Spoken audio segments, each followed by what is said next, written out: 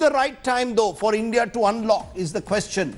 What is the right unlock strategy? Is herd immunity, as many epidemiologists suggest, the only way to beat the virus? Well, joining me now is perhaps India's foremost epidemiologist, Dr. Jayaprakash Muliyil is joining me. Appreciate your joining us there from Vellore, sir.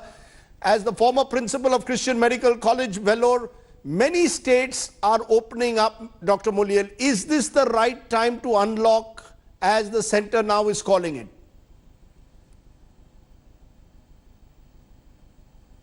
Is this the right time, sir? Well, I think the unlocking is right. And it is being done in a stepwise manner. Have we already delayed a little bit? I suppose so. But it's fine. If it had been prolonged, it would have been worse. So I am happy that a process of unlocking has started. But Dr. Muliyil, the fact is there is no sign of the flattening of the curve. We are now adding around 8,000 cases per day, 500 deaths yesterday. When you say that we delayed in unlocking, there will be those who say, look at the numbers, and they'll get frightened by it, say maybe this is the wrong time to be unlocking. The point we started a lockdown itself was contentious. It believed that we can slow the epidemic down. To some extent it did. It did not have the capacity to take the epidemic away, nor was it ever expected to. So, if you don't release the lockdown, the epidemic will, at any rate, keep on its track, keep infecting more and more. That's why it is called an epidemic. No, I sense... So, I'm not surprised that it's going up. The only thing to do is gracefully say, wow, we could not do much of a control. Let us stop this lockdown at least so the people can breathe easy. So along with the word breathe easy, the word that you have used repeatedly in the past is herd immunity, a contentious word. You have always believed that we have achieved that critical mass of herd immunity, Dr. Muliyil, in a country as large as India. I did not want to tell we will all attain herd immunity in one day. Each location will reach its own herd immunity at a given time. Probably the first in the race would be Mumbai now. Okay, and that is the way the epidemic works. It is not a discovery by me. It is a known scientific phenomenon. Everybody knows it. Now, the only question is, as many people have said, don't chase herd immunity, it is dangerous. Of course, people lose their lives when you go on the natural epidemic path. Would a vaccine be better? Definitely, but we don't have a vaccine. All I am saying is, every time somebody dies, it is very tragic. However, simultaneously, 400 people become immune. That is the arithmetic. So whether you like it or not, the immunity of the Indian population keeps building up. And when it reaches a threshold, the epidemic will spontaneously start withering away. But can we quantify that critical mass when we can say that the epidemic will wither away? Is there a number that you would like to give? It is a function of the population density. So it will not normally be much higher from an urban area than a rural area. But if you want numbers, I'll make a guess. Why not? Everybody is making a guess these days. So I would put in urban areas on the whole 60% and in rural areas on the whole 40%. I may be wrong, plus minus 10%. Yes. But so 60% urban areas, 40% rural area, that's a huge number. So herd immunity will come at a cost. The cases, therefore, you expect will continue to rise now in thickly, densely populated metros. Am I correct? I know the spread of the virus is inevitable. Attainment of herd immunity also is a normal consequence. I am not bargaining for it, or I am not, supporting it. It appears, I'm just informing you that's a natural way viruses work.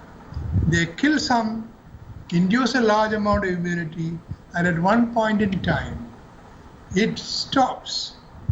And that is the mechanism. So when you do planning, you need to factor in these issues. For example, you can argue all 1.36 billion Indians have to get infected before the epidemic stops. I say no. With the herd immunity, it will stop with about half the people getting infected. Isn't it good news? Well, isn't it better that way? It's one way to put it, but it's a large number. Professor, today epidemiologists have written to the Prime Minister saying, some epidemiologists saying that the original lockdown was draconian. Do you agree in hindsight that that was a draconian decision to take? There should have been a different path to take, maybe even earlier?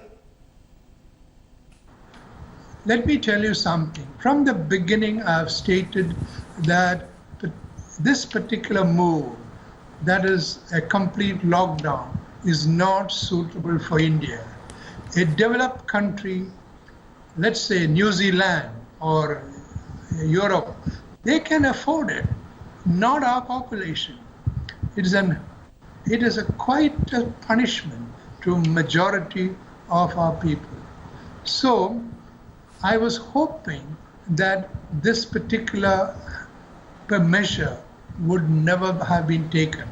But now that it's taken, what I'm pleased is, instead of holding on to and saying we need to have further and further lockdown, tighten the lockdown, and make people suffer more, the decision to unwind, unlock, I think is a good move, right move. Let me ask you, while we are doing this unlocking now in this month, do you believe the need to put serious safety measures, social distancing, masks, stop all mass gatherings, that is also going to be critical in this month now? Absolutely. Absolutely. But please remember, I am not advocating you chase the herd immunity. I'm telling you, herd immunity will arrive whether you like it or not. But what you are saying is that there should be a safety protocol in place. Am I correct? Absolutely. I'm sure. And especially, this is so important for the elderly. They have to, in fact, go to the extent of locking themselves in to the extent possible, because they are the contributors to the largest amount of death following this epidemic. So you are saying that those above 65, for example, even after unlocking this month, must continue to stay at home? Correct, absolutely. And everybody else should endeavor to slow the epidemic through practicing the simple ways so that the epidemic doesn't overwhelm us. Let me ask you, sir, in conclusion, how much worse can it get in terms of numbers? Give us your sense as India's top epidemiologist. How much worse can it get in terms of numbers? Okay, let me give you a number. We are 1.36 billion people. Now, approximately half of us need to get infected. Now you can do a simple arithmetic and figure out how much infection there need to occur in the country. Now, I am saying country, but you remember also that places like Kerala and Northeast, they are still hoping not to have the active transmission going on. Now, please remember, It is not a failure on any government, any state government. It is a virus that's causing the problem. And it is not your fault that you cannot stop it. And that's the problem is many people are hesitating even in the thick of this viral transmission. They keep saying there is no community transmission. Why? Why do you do that?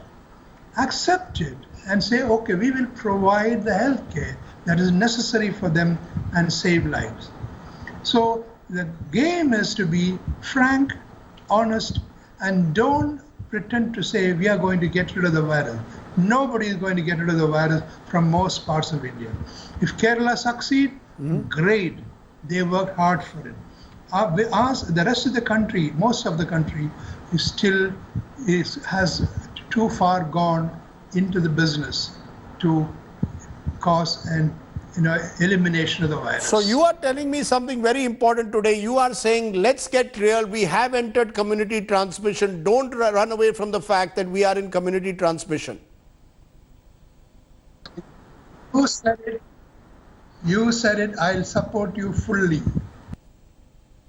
So therefore, in conclusion, you're saying, sir, at the very end, unlocking is the right decision. Don't get fazed by the numbers. This is something that's going to happen with the virus. This is the natural trajectory of a virus. Am I correct?